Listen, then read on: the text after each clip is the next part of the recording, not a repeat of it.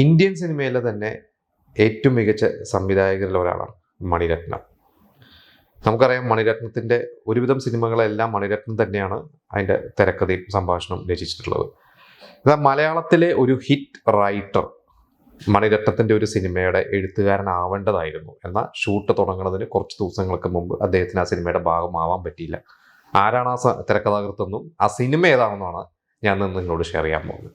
മലയാള സിനിമയിലെ ഏറ്റവും കൂടുതൽ ഹിറ്റുകൾ എഴുതിയ തിരക്കഥാകൃത്തുകളെ ലിസ്റ്റ് എടുത്തു കഴിഞ്ഞാൽ അതിൽ മുൻപന്തിയിലുള്ള ഒരാളായിരിക്കും ഡെന്നിസ് ജോസഫ്.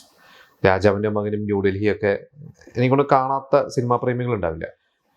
86 87 ഈ സിനിമ റിലീസ് ചെയ്യുമ്പോൾ ജനിക്കാത്ത തലമുറ പോലും അവർക്ക് പോലും മനപ്പാടമാണ് ഈ സിനിമകൾ. ഇന്ത്യൻ സിനിമയിലെ തന്നെ ഏറ്റവും വലിയ ഒരു സംവിധായകനാണ് മണിരത്നം. മണിരത്നം ഡെന്നിസ് ജോസഫിൻ്റെ തിരക്കഥ അല്ലെങ്കിൽ ഡെന്നിസ് ജോസഫിനെ കൂടെ കൂട്ടാനൊരു പ്ലാൻ ഉണ്ടായിരുന്നു. അതായത് ഡെന്നിസ് ജോസഫ് നമുക്കറിയാം 86 നിറക്കം അല്ലെങ്കിൽ 85 നിറക്കൂട്ട്, ശ്യാമ അങ്ങനെ വന്ന് ഏകദേശം ഒരു 3 വർഷം കൊണ്ട് തന്നെ ഒരു മലയാളത്തിലെ ഏറ്റവും വലിയൊരു എഴുത്തുകാരനായി മാറി. കമേഴ്ഷ്യൽ സിനിമകളിലെ ഏറ്റവും വലിയ ഒരു എഴുത്തുകാരനായി മാറി. അങ്ങനെ അദ്ദേഹം ഇൻഡിപെൻഡൻ്റ് ആയിട്ടൊരു സിനിമ സംവിധാനം ചെയ്തു. അതായിരുന്നു മനുമംഗൾ. മനുമംഗൾ എന്ന് പറയുന്ന സിനിമയുടെ സക്സസിന് ശേഷം ഡെന്നിസ് ജോസഫ് അടുത്തൊരു സിനിമ ഡയറക്റ്റ് ചെയ്യാൻ പ്ലാൻ ചെയ്തു. അതായിരുന്നു അഥർവം. അപ്പോൾ അഥർവത്തിൻ്റെ ഷൂട്ടൊക്കെ തുടങ്ങി അതിൻ്റെ ഒരു എഡിറ്റിംഗ് കാര്യങ്ങളൊക്കെ നടക്കുന്ന സമയം. ഈ സമയത്ത് തന്നെ ഡെന്നിസ് ജോസഫ് വേറെയും ജോഷിയെ പോലത്തെ സംവിധായകർക്കൊക്കെ വേണ്ടിയിട്ട് എഴുതുന്നുണ്ട്. അപ്പോൾ ആ ഒരു സമയത്ത് സുഹാസിനി ഡെന്നിസ് ജോസഫിനെ വിളിച്ചിട്ട് പറഞ്ഞു മണിരത്നത്തിന് ഒന്ന് നിങ്ങളെ കാണണം. അപ്പോൾ അന്ന് സുഹാസിനി മണിരത്നം ഒരു സുഹൃത്തുക്കളാണ്, അവർ കല്യാണമൊന്നും കഴിച്ചിട്ടില്ല.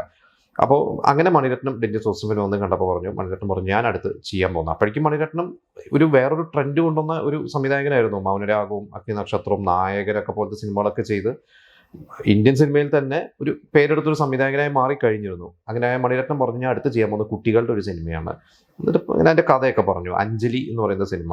അപ്പോൾ ഇത് എനിക്ക് നിങ്ങളൊന്ന് എഴുതി തരണം എന്ന് പറഞ്ഞപ്പോൾ ഡെന്നിസ് ജോസഫ് പറഞ്ഞു നിങ്ങളൊരു മികച്ച എഴുത്തുകാരനല്ലേ, നിങ്ങൾ ഓൾറെഡി ഇപ്പോൾ നിങ്ങളുടെ മനസ്സിലുള്ളത് മുഴുവൻ നിങ്ങൾ എന്നോട് പറഞ്ഞു, ഇനി എന്തിനാണ് വേറൊരു എഴുത്തുകാരൻ എന്ന് പറഞ്ഞു. അല്ല അങ്ങനെയല്ല, എനിക്ക് രണ്ടും കൂടി നടക്കില്ല, എനിക്കൊരു എഴുത്തുകാരൻ വേണം.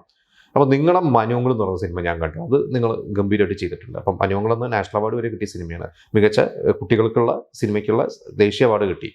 അപ്പോൾ നിങ്ങളുടെ ഉള്ളിൽ ഒരു സാധനമുണ്ട്, എനിക്കറിയാം നിങ്ങൾക്ക് അങ്ങനത്തെ സിനിമകൾ എഴുതാൻ പറ്റും എന്ന് പറഞ്ഞാൽ ഇവർ നമ്മുടെ കുറേ ചർച്ചകളൊക്കെ ഇങ്ങനെ നടക്കുന്നുണ്ട്. അപ്പോൾ ഡെന്നിസ് ജോസഫ് രാവിലെ മുതൽ വൈകുന്നേരം വരെ ഡെന്നിസ് ജോസഫിൻ്റെ മറ്റ് സിനിമകളുടെ വർക്കും കാര്യങ്ങളും, വൈകുന്നേരം ആയി കഴിഞ്ഞാൽ മണിരത്നം വരും, ഇവർ തമ്മിലുള്ള ചർച്ചകളൊക്കെയാണ്.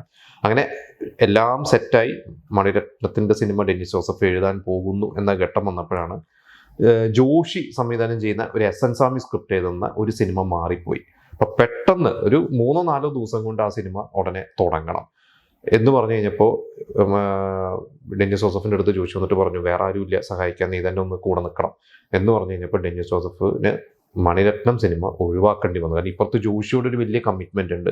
നമുക്കറിയാം ജോഷിയാണ് ഡെന്നിസ് ജോസഫിനെ സിനിമയിൽ കൊണ്ടുവന്ന് ഒരുപാട് സിനിമകളൊക്കെ തിരക്കഥാകൃത്തായിട്ട് കൂടെ കൂട്ടിയത്. അപ്പോൾ ഡെന്നിസ് ജോസഫ് പറഞ്ഞു എനിക്ക് ജോഷിനെ എനിക്ക് ഒഴിവാക്കാൻ പറ്റില്ല എന്ന് പറഞ്ഞിട്ട് മണിരത്നത്തിനോട് നോ പറഞ്ഞു, സോറിയൊക്കെ പറഞ്ഞിട്ടാണ് ഇപ്പുറത്ത് ഡെന്നിസ് ജോസഫ് ജോഷിക്ക് വേണ്ടി എഴുതി. അതായിരുന്നു നമ്പർ 20 മദ്രാസ് മെയിൽ.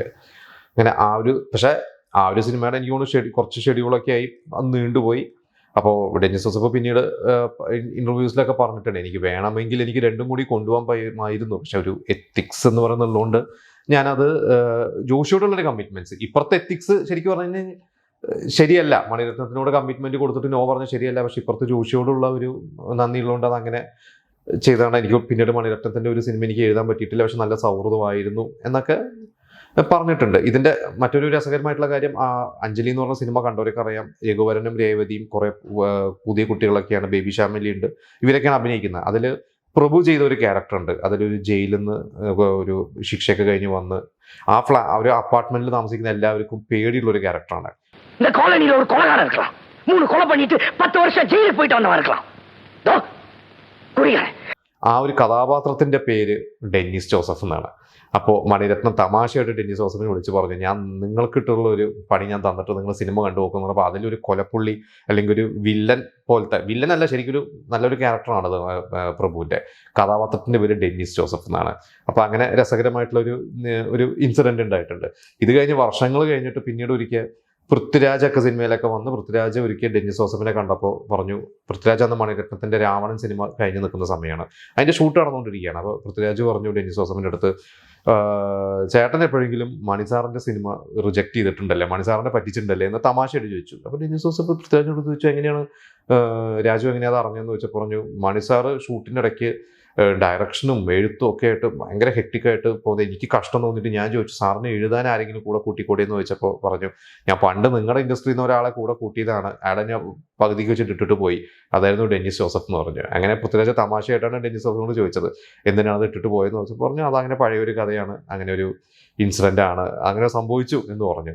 എന്തായാലും അഞ്ജലി എന്ന് പറയുന്ന ഒരു സിനിമ ഇറങ്ങി, അത് 90-ലാണ് സിനിമ ഇറങ്ങിയത്, ഇന്നിപ്പോൾ 35 വർഷം കഴിഞ്ഞു. എനിക്കൊണ്ട് ഇളയരാജ അവസാനമായിട്ട് മണിരത്നത്തിന്, അത് കഴിഞ്ഞിട്ട് ദളപതിയുണ്ട്, അഞ്ജലി, ദളപതി, ഇത് കഴിഞ്ഞ് പിന്നെ AR റഹ്മാനായിരുന്നു റോജ മുതൽ. പക്ഷെ അഞ്ജലി എന്ന് പറയുന്ന സിനിമ ഈ പറഞ്ഞ പോലെ നാഷണൽ അവാർഡ് കിട്ടിയിട്ടുള്ള സിനിമയാണ്. അതിൽ ഗംഭീര പാട്ടുകളാണ്, ഇളയരാജയുടെ ഗംഭീര പാട്ടുകളാണ്, ഈ കുട്ടികളുടെ ഗംഭീര പെർഫോമൻസ് ആണ്. ആ ഒരു സിനിമയെക്കുറിച്ച് പറയുമ്പോൾ അതിൽ മോഹൻ രേവതി ഒരു കോംബോ, മണിരത്നം തന്നെയാണ് ആ ഒരു കോംബോ കൊണ്ടുവന്നത്, മൗനരാഗം എന്ന് പറയുന്ന ഒരു സിനിമ. ഇതേ കോംബോനെ വെച്ചിട്ടാണ് അഞ്ജലി പ്ലാൻ ചെയ്തത്. ശരിക്കും മൗനരാഗത്തിന്റെ ഒരു സെക്കൻഡ് പാർട്ട് എന്ന രീതിയിൽ, അതായത് മൗനരാഗത്തിലെ ഒരു അറേഞ്ച്ഡ് മാരേജ് ആണ്, അതിൽ മോഹന്റെ ഒരു ക്യാരക്ടറും രേവതിയുടെ ക്യാരക്ടറും, ഇവർ രണ്ടുപേരും കല്യാണം കഴിച്ചിട്ട് രേവതിക്ക് വേറൊരു ലവർ ഉണ്ടായിരുന്നു, രേവതിക്ക് ഈ ഒരു ഭർത്താവിനെ അക്സെപ്റ്റ് ചെയ്യാൻ പറ്റുന്നില്ല, അങ്ങനെ പോകുന്ന ഒരു കോൺഫ്ലിക്ട്സ് ഒക്കെയാണ്, ഒരു അറേഞ്ച്ഡ് മാരേജിലെ കോൺഫ്ലിക്ട്സ് ഒക്കെയാണ്. പിന്നീട് അവർ ഒന്നിക്കുന്നത് തന്നെയാണ്, രേവതിക്ക് ഭർത്താവിനോട് ഇഷ്ടം തോന്നി ഒന്നിക്കുന്നൊക്കെയായിരുന്നു മൗനരാഗത്തിന്റെ കഥ. അപ്പോൾ ഇവരുടെ അതിനുശേഷമുള്ള ഇവരുടെ ലൈഫ്, ഇവർക്ക് കുട്ടികൾ ജനിച്ചു കഴിഞ്ഞാൽ എന്തായിരിക്കും എന്നുള്ള ആ ഒരു രീതിയിലാണ് മണിരത്നം ഒന്ന് പ്ലാൻ ചെയ്തത് അഞ്ജലി. പക്ഷെ മോഹനും മണിരത്നവുമായിട്ടുള്ള സ്ക്രിപ്റ്റിലെ ചില ഇവരുടെ അഭിപ്രായ വ്യത്യാസങ്ങൾ, മോഹൻ്റെ എന്തോ സജഷൻസ് മണിരത്നത്തിന് ഉൾക്കൊള്ളാൻ പറ്റിയില്ല. അങ്ങനെയാണ് മോഹൻ പിന്മാറിയിട്ട് രഘുവരൻ ആ വേഷം ചെയ്തത്. രഘുവരൻ അന്ന് വില്ലൻ വേഷങ്ങളൊക്കെ ചെയ്യുന്ന ഒരു നടനാണ്, പക്ഷെ വളരെ സോഫ്റ്റ് ആയിട്ടുള്ള ഒരു വേഷമാണ് രഘുവരൻ ആ സിനിമ ചെയ്തത്. ഇത് ഗംഭീരമായിട്ട് ആ സിനിമ ഹിറ്റായിരുന്നു. അതിൽ ആനന്ദ് എന്ന് പറയുന്ന ഒരു നടൻ ആ സിനിമയിലുണ്ട്. ഇന്ന് ആ സിനിമ കാണുമ്പോൾ, അന്ന് ചിലപ്പോൾ നിങ്ങളത് ശ്രദ്ധിച്ചിട്ടുണ്ടാവില്ല, അന്ന് വളരെ 10-21 വയസ്സേ ഉള്ളൂ. ആനന്ദ് എന്ന് പറയുന്ന ഒരു നടൻ അതിലൊരു വേഷത്തിലുണ്ട്, ഒരു പാട്ട് സീനിലുണ്ട്. ആ ഒരു കോളനിയിൽ താമസിക്കുന്ന ഒരു കാമുകനായിട്ടാണ് ആ കഥാപാത്രം. ആനന്ദിനെ തന്നെ പിന്നീട് മണിരത്നത്തെ സിനിമയിലൂടെ തന്നെ നായകനായിട്ട് ഇൻട്രൊഡ്യൂസ് ചെയ്തു, തിരുടാ തിരുടാ എന്ന് പറയുന്ന ഒരു സിനിമ.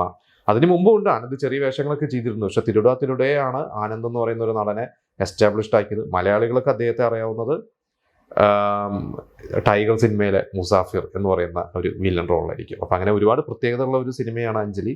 നിങ്ങൾ കണ്ടിട്ടുണ്ടെങ്കിൽ എല്ലാവരും സിനിമ ഒന്ന് കാണേണ്ടത് തന്നെയാണ്. മണിരത്നം എന്ന് പറയുന്ന ഒരു ഫിലിം മേക്കറുടെ എങ്ങനെ ഒരു ഇമോഷണൽ സിനിമ ഒരു കമേഴ്ഷ്യലാക്കി എടുക്കാം എന്നുള്ള മണിരത്നത്തിൻ്റെ ഒരു ടെക്സ്റ്റ് ബുക്ക് തന്നെയാണ് അഞ്ജലി എന്ന് പറയുന്ന സിനിമ.